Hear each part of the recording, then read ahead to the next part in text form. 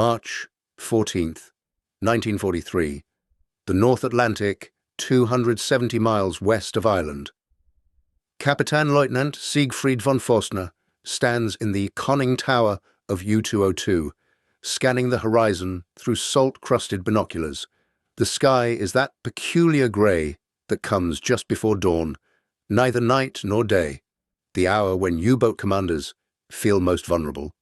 The sea runs heavy, 12-foot swells rolling in from the west, and von Forstner has been on the surface for 23 minutes, charging batteries that have been drained to dangerous levels after 16 hours submerged. His diesel engines rumble below, feeding power into the boat's exhausted electrical systems. The watch crew huddles against the wind, eyes scanning sectors of ocean and sky. They've been hunting convoy HX 229 for 3 days, part of a wolf pack of 18 boats directed by Admiral Donitz's headquarters in Paris. Von Forstner has already sunk one freighter, 7,000 tons, his third kill of the patrol. He's 31 years old, a veteran of 11 war patrols, and he understands the mathematics of submarine warfare as well as any man in the Kriegsmarine. Stay submerged during daylight, surface at night, to charge batteries, communicate with headquarters, maneuver for attack position, dive at the first sign of aircraft. The rules have kept him alive for 2 years, but the rules are changing, and von Forstner doesn't know it yet. At that moment, 78 miles to the northeast, a modified B-24 Liberator bomber of the Royal Air Force's 120 Squadron climbs through cloud cover at 4,000 feet. Flight Lieutenant James Wright sits in the pilot's seat, his co-pilot beside him, navigator and radio operator behind. In the bomb bay, where conventional ordnance would normally be secured, sits something different, a Mark 24 mine. That's what they call it officially, though everyone in Wright's crew knows it's not a mine at all. The device is 10 feet long, 19 inches in diameter, weighs 680 pounds. It has a propeller, a rudder, an acoustic homing system that can detect submarine propeller noise from 1,500 yards, and a warhead containing 92 pounds of Torpex explosive. It's an acoustic homing torpedo, designed to be dropped from aircraft, and it's so secret that if Wright's plane goes down, his orders are to ensure the weapon sinks in water too deep to recover. The Mark 24, called Fido by the Americans who developed it, and Zombie by some RAF crews, has been operational for exactly 8 months. In that time, it's destroyed 11 U-boats.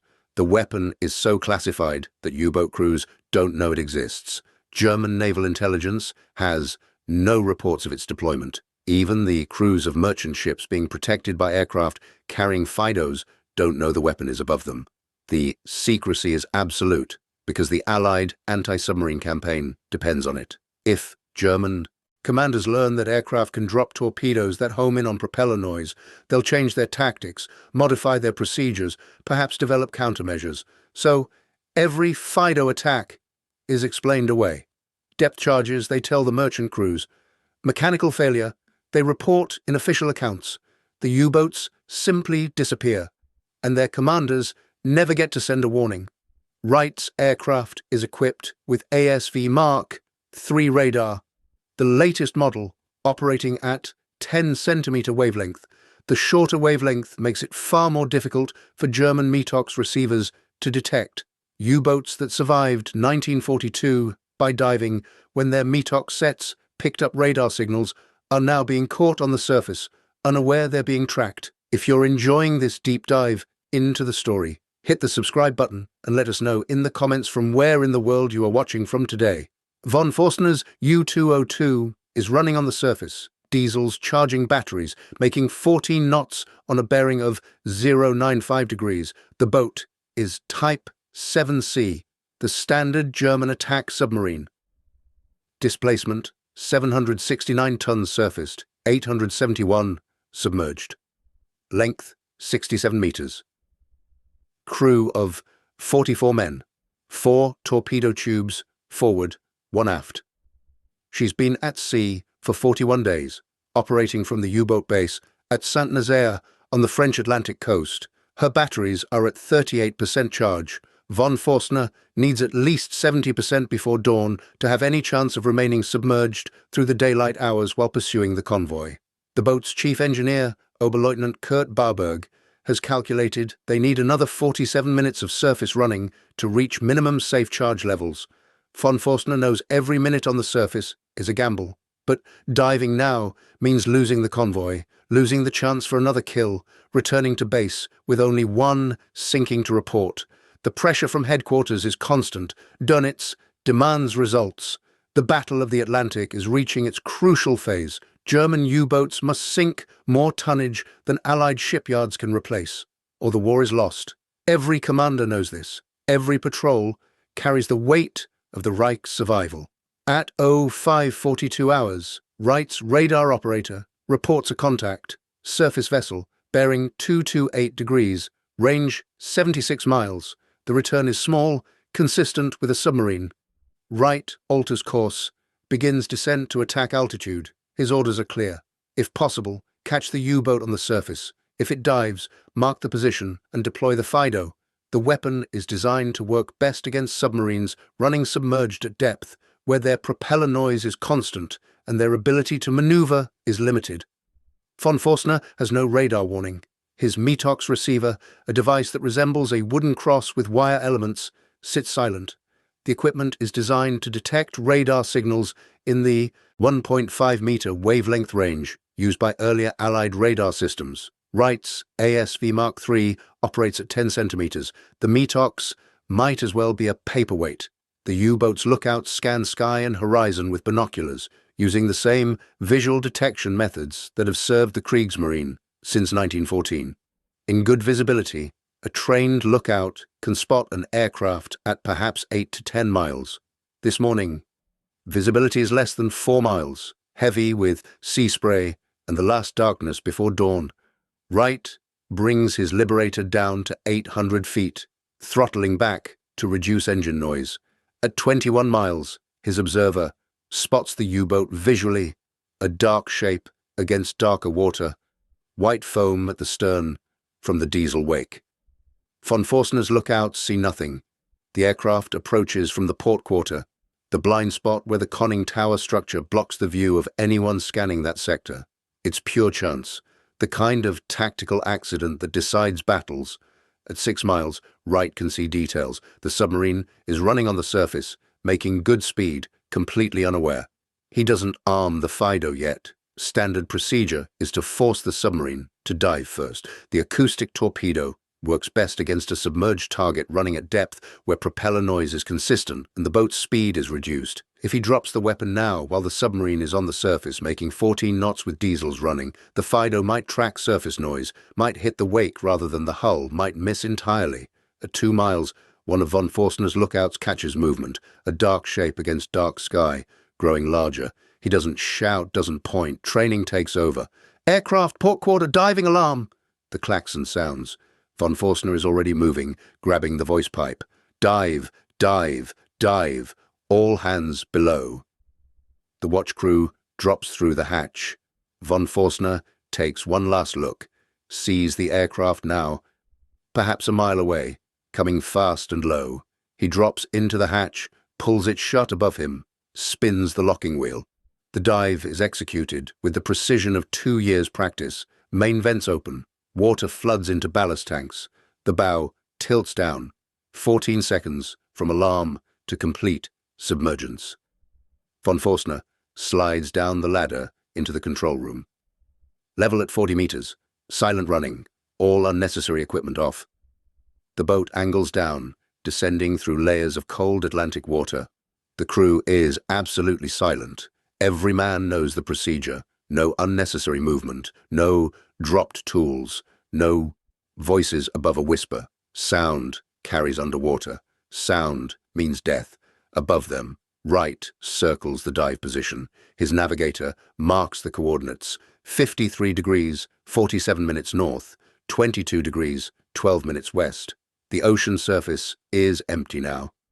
Just foam and disturbed water where the submarine disappeared. Wright knows the U-boat is down there. Perhaps 50 feet, deep by now. Perhaps deeper. running silent, hoping the aircraft will drop its depth charges and leave. But Wright isn't carrying depth charges. He makes a radio call. Contact, U-boat dived. Position marked, deploying special weapon. Special weapon. The code phrase that means Fido. He brings the Liberator around, lines up on the dive position, reduces speed to 140 knots. Too fast and the torpedo might be damaged on water impact. Too slow and he risks stalling the aircraft at low altitude over the ocean. At 300 feet altitude, half a mile from the dive position, Wright's bombardier opens the bomb bay doors and releases the Mark 24 mine. The weapon falls free, streamlined shape dropping toward the sea.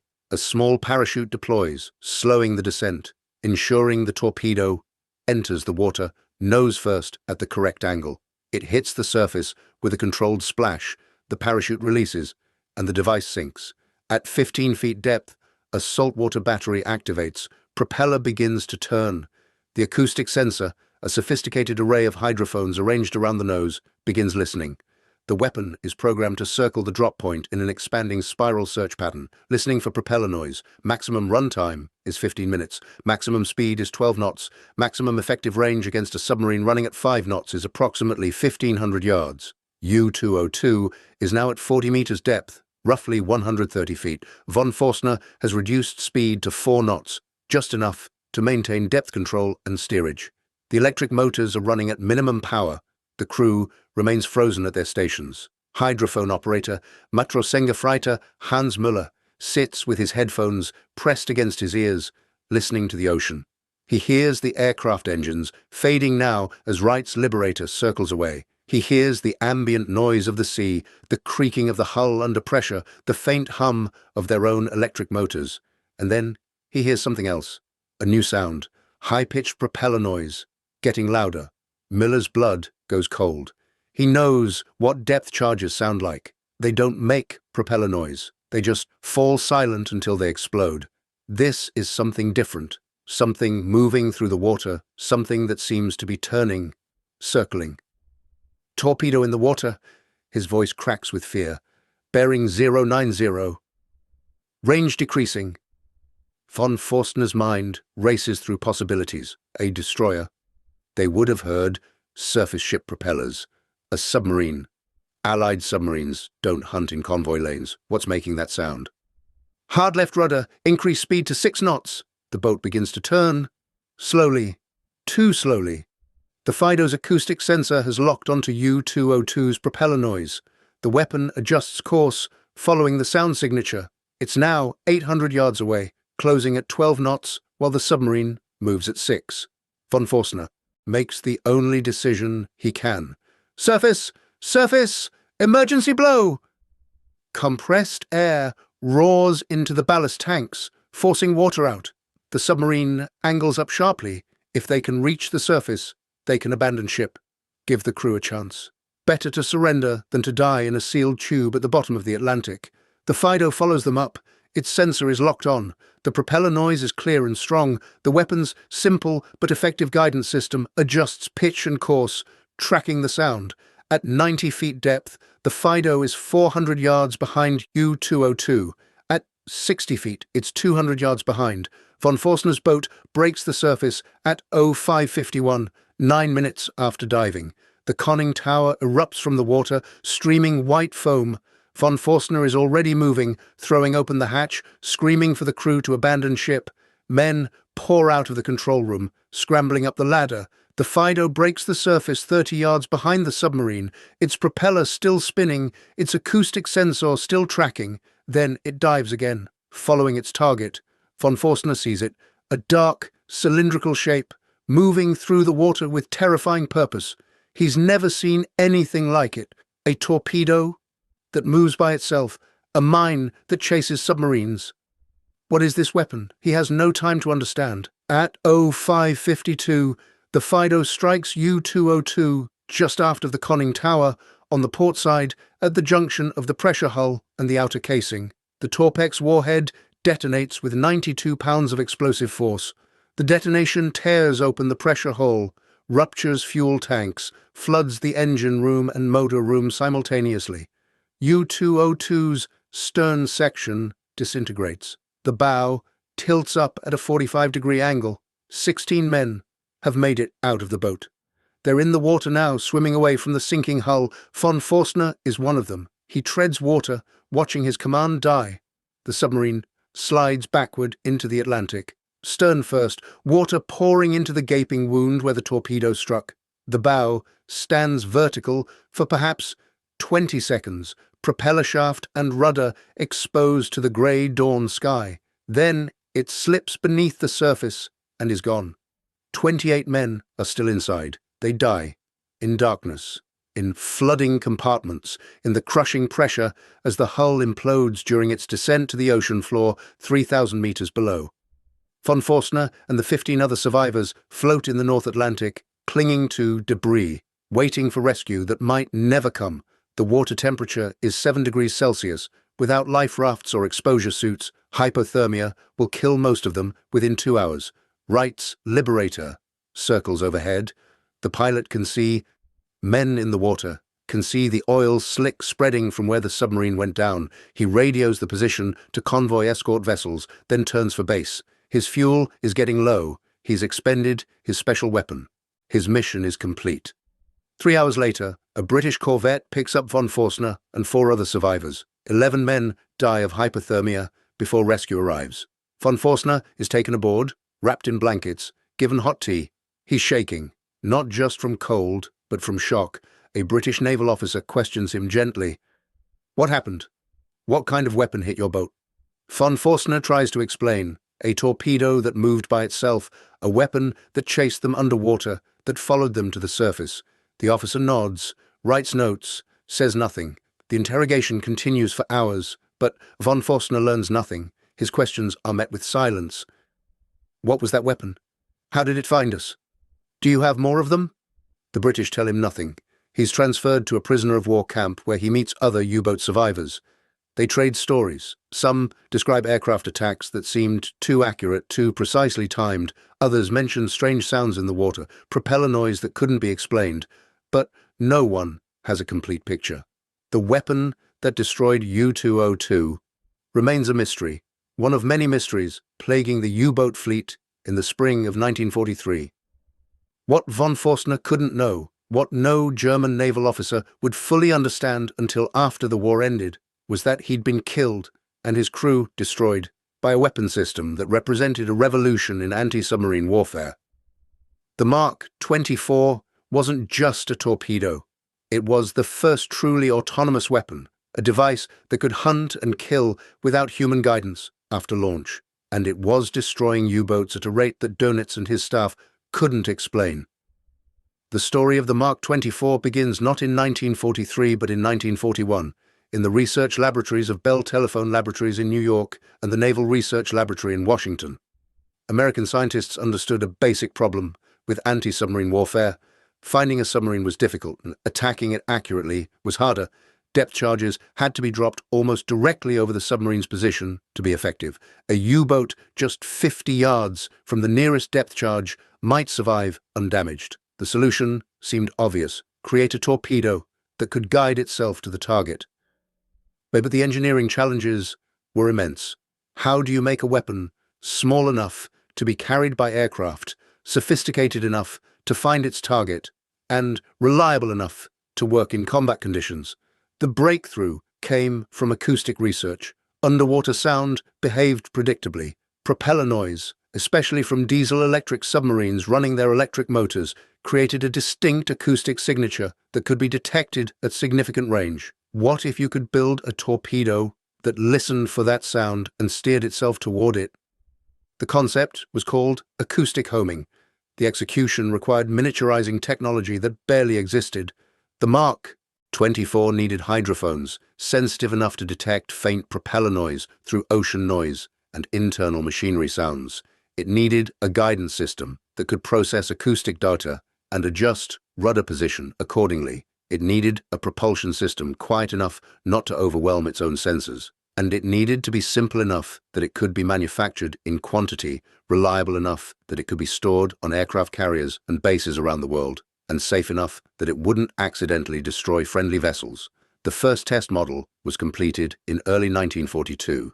It was called the Mark 24 mine to mislead any enemy intelligence that might learn of its existence. Mines don't chase submarines. Mines sit and wait. If German agents reported hearing about a new mine, they'd assume it was a conventional weapon, nothing requiring tactical changes. The deception worked perfectly. The weapon underwent extensive testing off the coast of Florida and in Chesapeake Bay. Submarines from the training fleet served as target vessels, running predetermined courses, while aircraft dropped prototype torpedoes. The early tests were failures. The weapon would circle endlessly, unable to lock onto its target, or it would track surface sounds, birds, fishing boats, its own noise, or the guidance system would malfunction and the torpedo would simply sink. Engineers adjusted sensor sensitivity, refined the guidance algorithms, improved the propeller design. By May 1942, the Mark 24 was achieving a 40% hit rate in controlled tests. By December, that was up to 60%, good enough for operational deployment. The first production models reached anti-submarine squadrons in March 1943. They came with extraordinary security restrictions. Pilots were forbidden from discussing the weapon with anyone not directly involved in its use. If a Fido failed to detonate after a successful attack, the pilot was required to expend all remaining depth charges on that position to ensure the weapon was destroyed. Even aircraft maintenance crews weren't told what the cylindrical devices in the bomb bay actually were. The weapon's first confirmed kill came on May 14, 1943. A U.S. Navy Avenger torpedo bomber from the escort carrier USS Bogue dropped a Mark 24 on U-266, which had just dived after being spotted on the surface south of Greenland. The weapon tracked perfectly, struck the submarine amidships, and sent it to the bottom with all 46 crew members. The pilot reported the kill as a depth charge attack. German naval intelligence had no reason to suspect otherwise. Through May and June of 1943, Fido attacks began to mount. U-boats were dying in circumstances that made no sense to German commanders. Aircraft would appear, the submarine would execute an emergency dive, and moments later, the boat would be shaken by a massive underwater explosion, far more powerful than a depth charge and far more accurately placed. Some crews survived long enough to report torpedoes that seemed to chase them, but the reports were fragmentary, confused, often contradictory. One survivor claimed an Allied submarine had torpedoed them. Another insisted a new type of guided bomb had been used. A third thought their own torpedo had malfunctioned and circled back. Dönitz and his staff at U-boat headquarters analyzed every loss, looking for patterns. They knew aircraft were becoming more effective. New radar systems were detecting submarines on the surface. Better depth charges were being developed. But these new losses had a different character. Submarines were being hit immediately after diving in positions where depth charge attacks should be ineffective. In July 1943, German naval intelligence issued a classified bulletin to all U-boat commanders. Reports suggest enemy may have developed acoustic torpedo for use against submerged boats. Nature and capabilities of weapon unknown. Commanders are advised to execute radical maneuvers after diving and to minimize propeller noise when possible. It was too little, too late. The bulletin's recommendations were practically useless. A submarine diving to escape aircraft attack couldn't afford to execute radical maneuvers. It needed to get deep fast, which meant running the electric motors at high power, which created maximum propeller noise. And minimizing that noise meant slowing down, which meant staying shallow longer, which increased vulnerability to depth charges. The Fido gave U-boat commanders an impossible choice: stay on the surface and face aircraft guns and rockets, dive and risk the acoustic torpedo. Either way, the odds of survival were dropping. Through the summer and fall of 1943, the Mark 24 accounted for an increasing percentage of U-boat kills. By December, 31 U-boats had been sunk by Fido attacks. The weapon's existence remained classified. British and American intelligence carefully monitored all German communications, looking for any sign that the secret had been compromised. They found none. U-boat crews continued to die without understanding what was killing them. The psychological impact was devastating. U-boat service had always been dangerous. Submariners accepted high casualties as part of the trade, but there was comfort in understanding the threat. You knew how depth charges worked. You knew what aircraft could and couldn't do. You knew the capabilities of enemy destroyers and corvettes. You could calculate odds, make tactical decisions, sometimes outsmart the hunters. The acoustic torpedo changed that calculation. It was invisible, unpredictable, unstoppable. Some submarines were hit within seconds of diving. Others ran submerged for minutes before the explosion came. A few seemed to evade the weapon entirely, though crews could never be sure whether they'd actually been attacked or had simply been lucky. The uncertainty ate at morale. Von Forstner's experience, watching a weapon track his submarine like a living predator, became increasingly common, but very few survivors made it back to report what they'd seen. The Atlantic was deep and cold. Men who reached the surface rarely lasted long enough to be rescued, and those who were rescued became prisoners of war, unable to warn their comrades about the new threat. By early 1944, the Mark 24 had been joined by improved models and tactics. RAF Coastal Command developed coordinated attacks where multiple aircraft would saturate an area, dropping Fidos in patterns designed to cover all possible escape routes. U.S. Navy hunter-killer groups built tactics around the weapon, using it as the final element in carefully orchestrated attacks. The statistics were brutal. In 1942, before the Mark 24 entered service, U-boats sank approximately 6 million tons of Allied shipping while losing 87 boats. In 1943, with Fido in widespread use, U-boats sank approximately 2.4 million tons while losing 237 boats. In 1944, the numbers became catastrophic. Less than 1 million tons sunk. 241 boats lost. The Battle of the Atlantic was turning decisively against Germany. The acoustic torpedo wasn't the only factor. Improved radar, better convoy tactics, more escort vessels, breaking of German naval codes, all played crucial roles. But the Mark 24 added a psychological dimension that numbers couldn't capture. It made U-boat crews feel hunted by something beyond their understanding, something against which their training and experience provided no defense. If you find this story engaging, please take a moment to subscribe and enable notifications. It helps us continue producing in-depth content like this. Kapitän-Leutnant Siegfried von Forstner spent the rest of the war in a prisoner of war camp in Canada.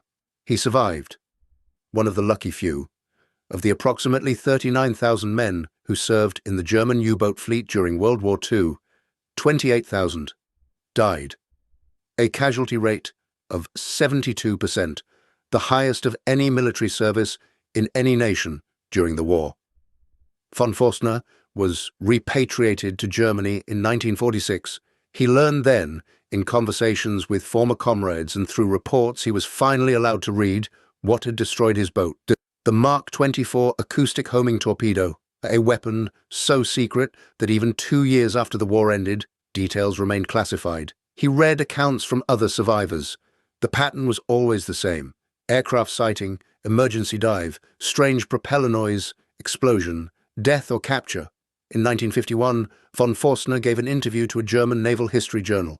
He was asked what he remembered most clearly from that morning in March 1943. His answer was simple and haunting. The sound, he said, that propeller noise coming closer in the darkness underwater. We didn't know what it was. We couldn't see it. We couldn't fight it. We could only run, and running wasn't enough. I've dreamed about that sound for 8 years. I suspect I'll dream about it for the rest of my life. The Mark 24's success created a problem that Allied commanders hadn't fully anticipated. By mid-1944, U-boat losses were so severe that Dönitz was forced to fundamentally alter German submarine strategy. The weapon that was supposed to remain secret had become so effective that its very effectiveness threatened to reveal its existence. In August 1944, German naval intelligence finally pieced together enough fragmentary reports to conclude that Allied forces were using acoustic homing torpedoes. The evidence was overwhelming.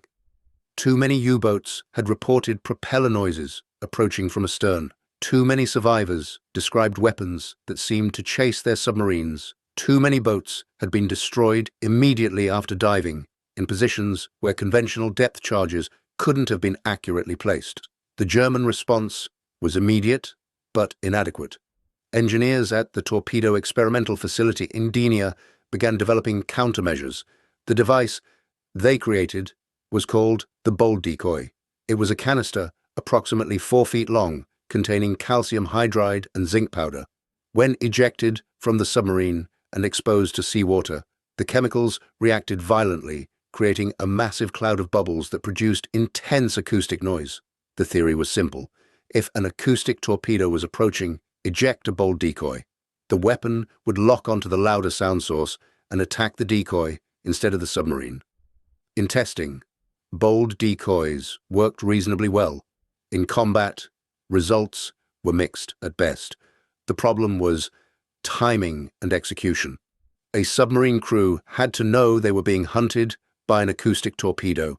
They had to have time to load and eject the decoy, and they had to hope the torpedo would switch targets rather than simply ignoring the decoy and continuing toward the original sound source. More importantly, bold decoys were in chronically short supply.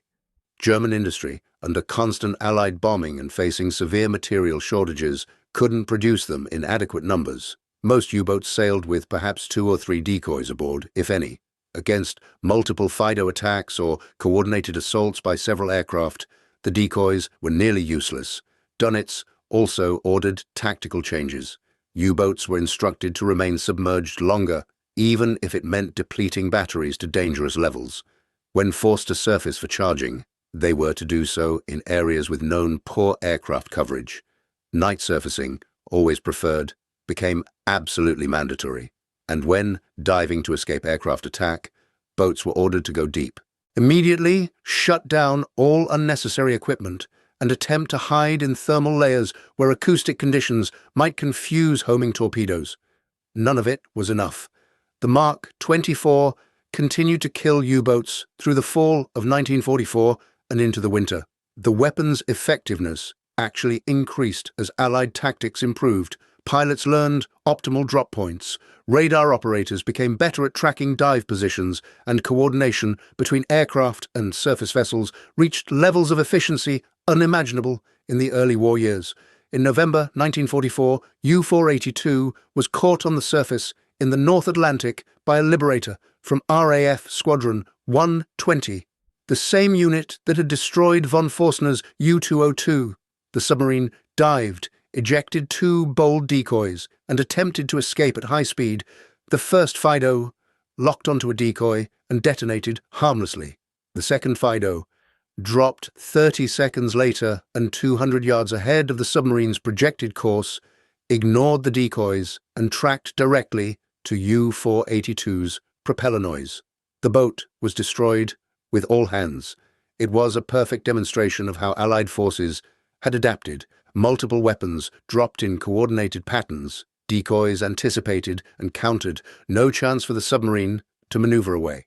The hunt had become a science, refined through hundreds of engagements into a killing system of extraordinary efficiency. By January 1945, Dönitz faced a crisis.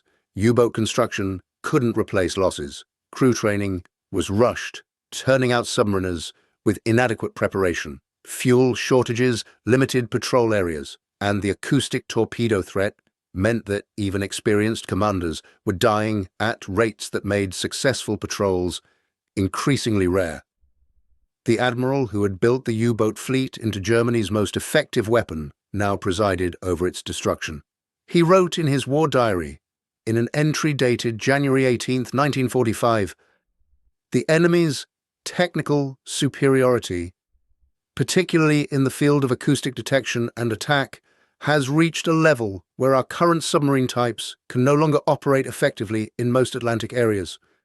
Without revolutionary improvements in submarine design and weaponry, The U-boat war cannot be continued at acceptable loss rates. Those revolutionary improvements never came. Germany was developing advanced submarines, the Type 21 and Type 23, with higher underwater speeds, better battery capacity, and enhanced acoustic quieting. But production was crippled by Allied bombing. Raw material shortages delayed construction, and by the time the first boats became operational in early 1945, there was nowhere for them to patrol. Allied control of the Atlantic was absolute. The Mark 24 claimed its 47th and final confirmed U-boat kill on April 4, 1945. U-857 was caught surfaced in the English Channel by a British swordfish torpedo bomber. The submarine dived, attempted to deploy decoys, and was struck amidships by a Fido, dropped from 800 feet. The boat sank in less than 2 minutes. 3 men survived to be captured. 41 died. 1 month later, Germany surrendered. The U-boat fleet, what remained of it, was ordered to surface, display black flags of surrender, and proceed to designated Allied ports. Of the 1,154 U-boats commissioned by the Kriegsmarine during the war, 783 had been lost. Approximately 32,000 submariners had died in those boats, trapped in steel coffins at the bottom of the Atlantic, Arctic, Mediterranean, and Indian Oceans. The Mark 24 acoustic homing torpedo accounted for only 47 of those losses, approximately 6% of the total. But its impact far exceeded that number. The weapon fundamentally altered U-boat tactics, forced crews to operate with degraded batteries and limited surface time, and created a psychological burden that affected every patrol from mid-1943 onward. Submariners who survived the war spoke about it in interviews conducted decades later. Corvettenkapitän Peter Kremer, who commanded U-333 through multiple patrols, described the impact this way in a 1978 interview. "We feared many things. Depth charges, yes. Destroyers, certainly. Aircraft, always. But the acoustic torpedo was different. It was patient. It was relentless. It felt intelligent in a way that frightened us. You could outmaneuver a destroyer, outlast a depth charge attack, hide from aircraft, but that weapon would follow you down into the darkness and find you anyway." After the war, Allied forces conducted extensive interrogations of captured U-boat personnel, trying to understand when and how German forces had learned about the Mark 24. The answers revealed a remarkable intelligence success. Despite 47 attacks, despite hundreds of survivors who had heard the weapons in the water, despite the tactical modifications ordered by Dönitz, German naval intelligence never developed an accurate understanding of the weapon's capabilities. They knew it existed. They knew it homed on acoustic signatures, but they never determined its precise range, its speed, its guidance methodology, or, most importantly, its production numbers. Some German analysts believed the Allies had perhaps 20 or 30 of the weapons carefully husbanded for critical targets. The reality was that by war's end, over 3,000 Mark 24s had been manufactured. The weapon remained classified long after the war ended. The United States and Britain continued acoustic torpedo development, creating increasingly sophisticated versions through the Cold War years. The basic principle, a self-guided weapon that homes on target-generated noise, became standard in anti-submarine warfare. Modern versions are vastly more capable than the original Mark 24, with longer ranges, faster speeds, better discrimination between targets and decoys, and warheads powerful enough to break a nuclear submarine's hull. But the Mark 24 was first. It was the weapon that proved autonomous guidance systems could work in combat, that changed submarine warfare forever, and that killed men like Captain Lieutenant Siegfried von Forstner's crew before they even understood what was hunting them. Von Forstner himself lived until 1994, dying at age 82 in Hamburg. In his final years, he wrote a memoir titled 90 Seconds, referring to the time between when his hydrophone operator detected the Fido and when it struck U-202. The book is a technical analysis of that single patrol, that single attack, examined from the perspective of 50 years' distance. In the introduction, he wrote, "We were told we were the elite.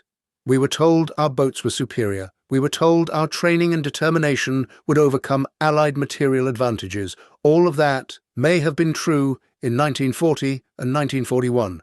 By 1943, none of it mattered.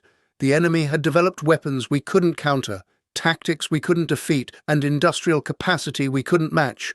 The Mark 24 was simply the clearest example of a larger truth. We were fighting a war we'd already lost, dying for a regime that had destroyed our country, in submarines that had become floating coffins.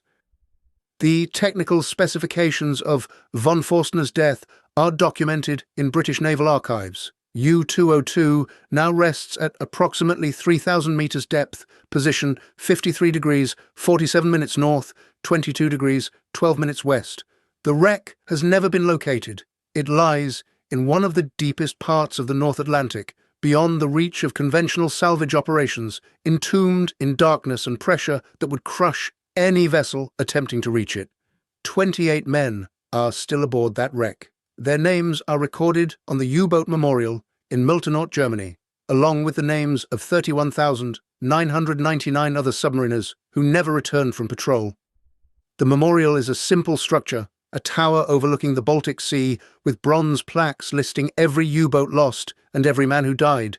Visitors sometimes ask guides about specific boats, specific men. When U-202 is mentioned, the guides tell a brief version of the story. Caught on the surface, aircraft attack, destroyed by torpedo. What they usually don't mention is that the torpedo was unlike anything the crew could have imagined. A weapon from a future they didn't know was arriving, a technology that made their training and courage and sacrifice meaningless. The broader lesson of the Mark 24 extends beyond submarine warfare, beyond World War II, even beyond military technology. It's a lesson about the nature of technological change in warfare, the side that adapts fastest, that innovates most effectively, that can deploy new capabilities while maintaining operational security, possesses an overwhelming advantage. Germany began the war with superior submarines and tactics. By mid-war, Allied forces had matched that superiority. By late war, they had surpassed it so completely that German submarines became victims rather than predators. The transformation took less than 4 years.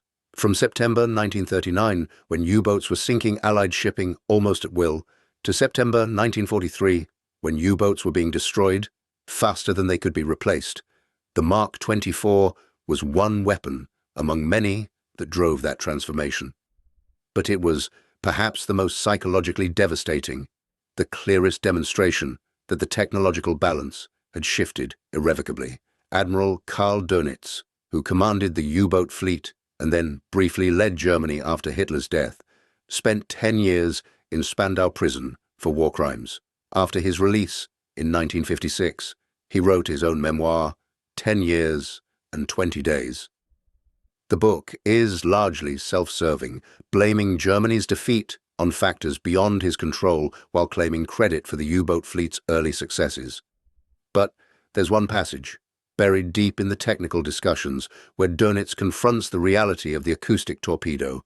He writes, "When I learned that the enemy had developed a weapon that could hunt our boats underwater, that could track them by sound and destroy them without the submarine crew ever seeing the attack, I knew the battle was lost. Not the war, not yet, but the Battle of the Atlantic specifically. Our boats could not operate effectively under those conditions. The mathematics of attrition became unsustainable. We continued fighting because surrender was not permitted, because we hoped some miracle would save us, because as military men we had our duties. But I knew. From the moment I understood what that weapon could do, I knew." The final irony is that Germany had been developing its own acoustic torpedoes. The G7S Zaunkönig, called the Gnat by Allied forces, was an anti-escort torpedo designed to home on destroyer and corvette propeller noise. It entered service in September 1943, 6 months after the Mark 24 became operational. The Zaunkönig achieved some successes, sinking several escort vessels and damaging others, but Allied forces quickly developed effective countermeasures, towed noisemakers, called Foxes, created louder acoustic signatures than the escort vessels themselves, drawing Zaunkönig torpedoes away from their intended targets. Within months, the weapon's effectiveness dropped to near zero. Germany had the technology. They had the engineering expertise. They had the industrial base, at least early in the war. What they lacked was the systematic approach to weapons development, testing, deployment, and operational security that characterized Allied programs. The Mark 24 succeeded not because of any single innovation, but because of an integrated system that took the weapon from concept to combat effectiveness while maintaining absolute secrecy about its capabilities. That's what killed Siegfried von Forstner's crew, not just a torpedo, but an entire system of scientific research, industrial production, tactical deployment, and information security that Germany couldn't match by 1943. The 90 seconds between detection and detonation were the culmination of years of Allied effort and the symbol of German defeat in the technological war beneath the Atlantic's surface. Today, the Mark 24 is displayed in museums. Naval history enthusiasts can see examples at the National Museum of the United States Navy in Washington and the Imperial War Museum in London. The weapons sit in glass cases, cleaned and restored, harmless cylinders of metal with small plaques explaining their historical significance. Visitors look at them, perhaps photograph them, and move on to other exhibits. What those displays cannot convey is the terror of hearing that weapon's propeller in the water when you're trapped in a submarine, knowing it's coming closer, knowing your only choices are to die deep or die shallow. They cannot convey the desperation of von Forstner's final order to surface, the impossible hope that somehow his crew could escape. They cannot convey the moment when the torpedo struck and U-202's stern disintegrated and 28 men died in darkness and water and crushing steel. Those 90 seconds contained an entire story, the story of technological warfare, the story of young men sent to die in machines that had become obsolete, the story of a weapon so effective and so secret that its victims never understood what killed them, and the story of how wars are won and lost, not just through courage and determination, but through science and industry and the cold mathematics of innovation versus tradition. Siegfried von Forstner survived. He spent the rest of his life trying to understand those 90 seconds, writing about them, analyzing them, teaching others about them. In his final interview, given 2 months before his death in 1994, he was asked if he felt the Mark 24 was an unfair weapon, if there was something unsporting about a torpedo that chased submarines underwater. His answer was immediate and sharp. "War is not sport," he said. "Fairness has nothing to do with it. The Allies developed a weapon that worked. We didn't. That's all there is to it. My crew died because their side was better at killing than our side was at surviving.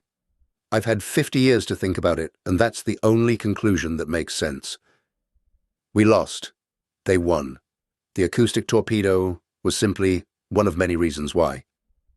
He paused, then added, "But I still hear that sound in my dreams, the propeller noise, getting closer. Even now, after all these years, I hear it, and I wake up trying to give orders to a crew that's been dead for half a century." Thank you for watching. For more detailed historical breakdowns, check out the other videos on your screen now, and don't forget to subscribe.